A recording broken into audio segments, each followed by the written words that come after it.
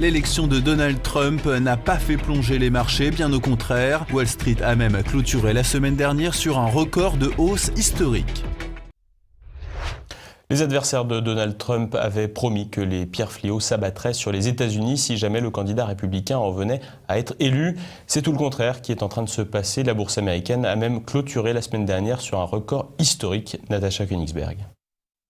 Mercredi dernier, dans la nuit, puis tôt le matin, quand le spectre de l'élection de Donald Trump commençait à apparaître sur les écrans des télévisions américaines, les marchés financiers se sont effondrés un peu partout dans le monde. La prédiction des adversaires de Trump, qui promettait un effondrement des marchés et de l'économie américaine, se réalisait aussitôt, alors même que le nouveau président n'était même pas encore ni aux affaires ni investi. Vous avez voulu Trump contre tous nos avertissements et toutes nos mises en garde, voilà la punition divine promise. Sauf que le soir même de l'élection de Donald Trump, avec qui plus est une nette avance en nombre de grands électeurs sur son adversaire démocrate Hillary Clinton, la bourse de Wall Street clôturait en hausse, ayant rattrapé dans la journée ses pertes du matin à l'ouverture. Un phénomène inédit quand on sait que lors de 15 élections présidentielles américaines sur 22, le changement de présidence avait au contraire fait baisser la bourse le lendemain de l'élection de 1,8% en moyenne. Pire encore, l'indice Dow Jones a même réalisé une performance exceptionnelle sur une semaine, clôturant en hausse de 5,4%.